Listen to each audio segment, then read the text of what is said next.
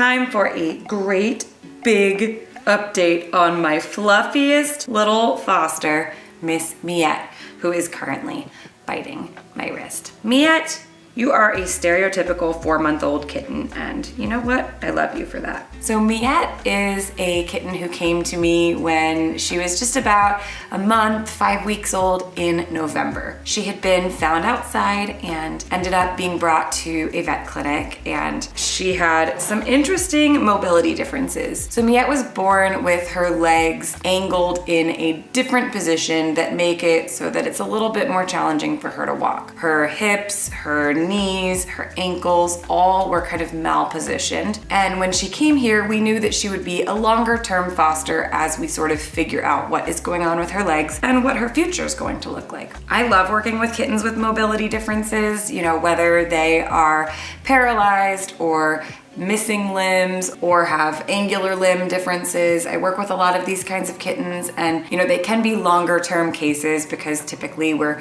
sort of doing two things. One, we're trying to really get to the bottom of the nature of that condition and what their long-term outlook is going to be. And then at the same time, when you have a kitten with a mobility difference, you're really trying to kind of understand, you know, how can we give this kitten the best opportunity to grow their muscles, to become confident, to learn to adapt to their environment. So I do a lot of things with these kittens, like, you know, putting out carpet and putting out ramps and kind of doing PT with them, physical therapy to learn their environment and grow into very confident young cats while we're figuring out the rest of it. So that's what I've been doing with Miette. You know, she's been wearing these little finger splints on her ankles to help her with kind of positioning her legs. She has had carpet runners in the hallway, which have been really helping her to get up on her feet and do some fun running around. She's got ramps, which she has totally mastered. You know, she's even grown so strong in her, you know, front part of her body, which is common with cats with mobility challenges in the back. She's grown so strong, she even now can climb up onto the bed, onto the couch, onto the cat tree. So that has all been a big success for her. The challenge has been kind of the more long-term outlook. When she first came here, we were under the impression that she would eventually get a surgery. And, you know, she's been going to the vet her whole life, and the outlook has kind of changed, you know. With bones, you don't really know what they are going to look like until they do grow up a little bit. And so most orthopedic surgeries aren't happening until the kitten is at least 6 months old. So we knew, okay, we're gonna have her, we're gonna take her in, monitor how she's growing, see how she's doing. And the story's kind of changed with her at every appointment because, you know, her limbs are growing and changing. And for me, it's been really tough. Not because of Miette herself, but because I want answers. I have this self-concept that is kind of like, when a kitten comes to me, I am the person who like turns every stone and figures out exactly what's going on, and there's no mountain I won't climb for these little ones. And it's been very hard because really, you know, everything has changed. Every month we're getting kind of different answers about what her future might look like and what's really going on with her legs. So it's been tough with her because I want answers. And you know, there's this sort of stereotype that if you ask 10 vets, you get 10 answers. And you know, with her, it's been tough because she's seen a lot of different vets and we've gotten a lot of different answers about what her future might look like. And so truthfully, I was crying about her all the time. Not because of like her situation. I mean, she's like so happy, active, knows life no other way, is just like the best little baby. But I was crying because I felt like if I can't get to the bottom of this, like, am I failing her, you know? And so I decided, you know what, I'm just going to send her records, send her radiographs and her records up to UC Davis. UC Davis has a wonderful veterinary program up there, and we work really closely with them. My nonprofit actually funds a lot of pediatric research, and we help fund their kitten program, and I do some speaking engagements up there. So I love UC Davis. You know, they are the ones that have resolved a lot of interesting cases with me, including Shoo Shoo with the cleft palate.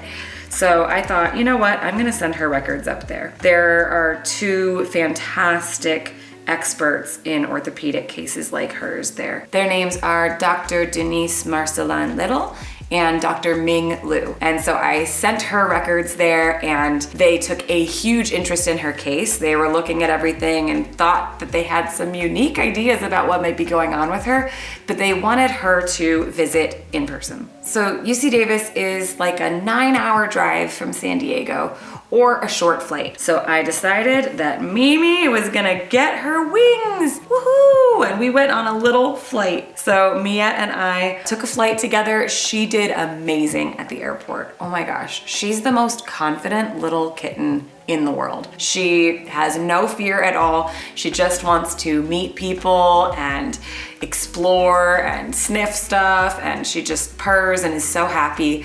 So we had a great, easy flight. We got a little hotel together, and we were able to go and see Dr. Marcelin Little and Dr. Liu.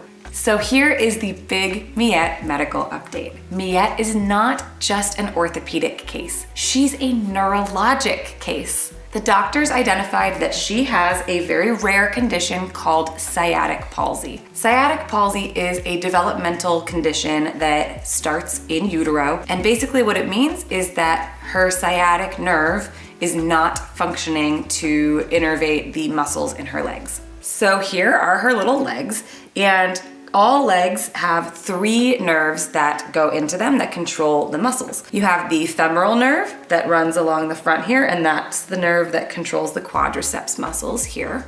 You have the obturator nerve that runs along the inside and allows them to, move their legs inward. And then you have the sciatic nerve. The sciatic nerve runs along the back, and that controls most of the movement of the legs. So that controls the hamstrings muscle, it controls the ability to flex the ankles and the toes. And so they were able to identify that she does not have innervation to any of those muscles. She has sciatic palsy. So all of her orthopedic differences are downstream of the neurologic one. So I'm gonna demonstrate kind of what this looks like using my arm as an example. So let's just imagine that this is Miette's hip, knee, and ankle, right? Basically, her hamstring would be here, and this muscle never developed because she has no innervation going to it. But the quadriceps muscle, which is controlled by the femoral nerve, is super strong and tight. So imagine, she's able to move forward, but she can't move back. That means this muscle, even in utero, grew like this, super strong. And so that is why, check it out, look, her legs kind of go forward in position, and they are very strong to be pulled up. So she's able to use her quadriceps to pull up, but she has no hamstring muscle movement that can help it move back. Ow, dude, you are a maniac. She's a maniac. So one of the consequences of sciatic palsy is called quadriceps contracture. It's basically where the muscle develops like that. So she can't actually motion her legs to walk forward and back like this. It's all positioned upward. Now there is no cure for quadriceps contracture. There's no surgery that can do anything about that. And she would have had that since she was basically born. So this muscle, the quadriceps, is super tight, and then from there, we're kind of going down, and everything else doesn't have great control over it due to the lack of innervation. And so she has sort of compensated in trying to be able to place her paws underneath her and walk. And in that compensation and through the splinting that we've been doing, she has been able to get her legs into something of a straight posture like this that she can then kind of walk. So let's talk about how she actually walks. In a cat with full range of motion and full innervation to their legs, they would have the ability to go forward and back and kind of move their joints and flex their muscles, right? But for her, she has now these sort of straightened legs like this. They are angled a little bit differently because she's got, her knee is sort of hyper extended. Her ankles are sort of angled inward, but she's able to get her toes underneath her. And so she has these sort of straight legs like this. And because she can't even do this motion to go backward, she can go forward like this, and then she's sort of passively moving her body by doing what's called spinal walking, where she's actually kind of moving the rest of her body. See how I'm moving side to side? And then that would actually allow me to sort of bring my arms forward like that, right? So think about how you can move, right? I can either move this limb by like physically moving it like that with my muscle. I can also passively move it, right? By like moving it with another body part or like moving the rest of my body. So she actually has amazingly adapted in spite of having very little innervation to her back legs. She has actually adapted so that she has sort of positioned her toe pads underneath her and is able to have some limited muscle movement and passive movement through moving her body. And she has learned how to walk like that, which is just so cool. You're just so cool. And thinking about her now as basically like a mostly paralyzed cat, it's amazing. You know, she has so much more mobility than the average, you know, paralyzed neurologic cat. She is able to go to the bathroom and use the litter box on her own. Thinking about her now as a neurologic case, I'm like, oh my gosh. She is like profoundly mobile, all things considered. So what does this actually mean? Well, this means that she is not a surgical candidate, and that's okay. You know, for me, the important thing is that I have the information. With any cases with medical kittens, I always can handle the answers. Whatever it is, good outcome, bad outcome, I can handle the answers. What I can't handle is like not knowing. And so I'm so relieved now because now I know, like I have the information. We're able to make good decisions for her. I'm also relieved to know that like there's not something different that I could have been doing. You know, this is just sort of the way that her body is, and she'll just need an adopter who can, you know, respect and understand her condition and, you know, make some minor adaptations to the home, lower profile cat trees, lower profile perches, some rugs and carpet runners. She'll have to be careful if there's steps in the home or something like that. But I'm so happy that now I kind of know her future. So while she is not going to be a surgical candidate, she may be a candidate for other kinds of orthopedic devices.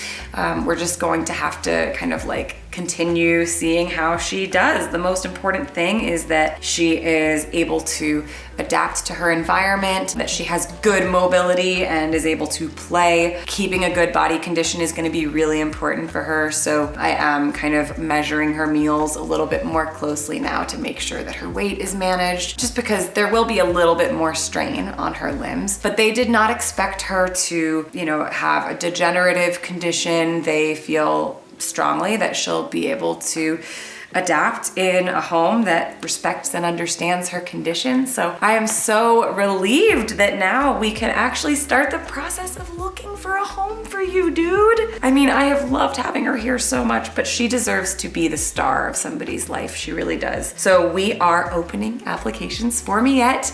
We're gonna open them to the full West Coast of the United States. So if you live on the West Coast and you're interested in Miette, what I'm looking for really is a home that is comfortable adopting, you know, putting out the carpet runners, putting out the rugs, having, you know, lower profile platforms for her, taking safety precautions with things like steps. You know, she'll just need somebody who really understands her. Yes, because we gotta keep you safe and have you have a good, fun time. She definitely needs friends because this little cat loves people, she loves kids, she loves other animals, she loves cats, dogs, everyone. She is so like confident and cool and sweet. If you are interested in adopting her, we have a special Miette application. If you go to orphankittenclub.org/adopt, you're gonna see a button that says Miette application, and that's where you can apply.